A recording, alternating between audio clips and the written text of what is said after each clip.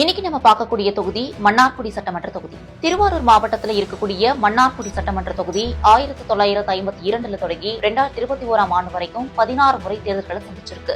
இதுல இந்திய கம்யூனிஸ்ட் கட்சி 6 முறையும், திமுக 5 முறையும், காங்கிரஸ் 3 முறையும், அதிமுக 2 முறையும் வெற்றி பெற்றிருக்கிறாங்க. இந்த தொகுதியில கள்ளர், அகமுடையார், மறவர் சமூகத்தினர் தான் வெற்றி தோல்வியை தீர்மானிக்கிறவங்களா இருப்பாங்க. இவர்களை தவிர வன்னியர், யாதவர், முத்தரையர், ஆதி திராவிடர், பிராமணர், இஸ்லாமியர் மற்றும் கிறிஸ்தவர் பரவலா வசித்து வராங்க. இங்க கடந்த தேர்தலில் திமுகவின் டி.ஆர்.பி. ராஜா தொடர்ச்சியா 3வது முறை வென்று அமைச்சரானார்.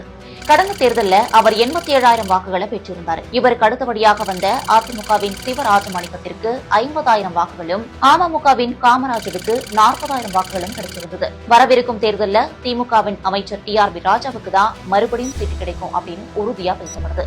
அதிமுகவில் கடந்த முறை போட்டியிட்ட சிவராஜமாணிக்கம் மட்டுமின்றி ஆர்.ஜி. குமார், பொன் வாசுகிராமன், சேரன்குளம் மனோகரன் ஆகியோரும் சீட்டு பெற மெனக்கெட்டு வராங்க. 2021 தேர்தலில் அமமுகவுக்கு அதிக வாக்குகள் கிடைத்த தொகுதி மன்னார்குடி என்பதனால அந்த கட்சியும் நிச்சயம் வேட்பாளரை நிறுத்தும் அப்படின்னு நம்பப்படுது. இவற்றுக்கு மத்தியில தாவேகாவும் போட்டிக்கு வருவதனால யாருடைய வாக்குகள் சிதறும் அப்படிங்கிறது தெரியல. டி.ஆர்.பி. ராஜா அமைச்சராக இருப்பதனாலேயே அவர் அடிக்கடி தொகுதிக்கு வர முடியாம போவது அவருக்கு இருக்கக்கூடிய ஒரு மைனஸ் பாயிண்ட். சில குறைகள் இருந்தாலும் மன்னார்குடி தொகுதியில உதயசூரியன் தான் பிரகாசமா காட்சியளிக்குது. இதுபோல தொகுதி நிலவரங்களுக்கும் தேர்தல் தொடர்பான தகவல்களுக்கும் ஃபயர்லைன் யூடியூப் சேனலை சப்ஸ்கிரைப் பண்ணுங்க. உங்க தொகுதியில யார் ஜெயிப்பாங்கன்னு கமெண்ட் பாக்ஸ்ல கமெண்ட் பண்ணுங்க.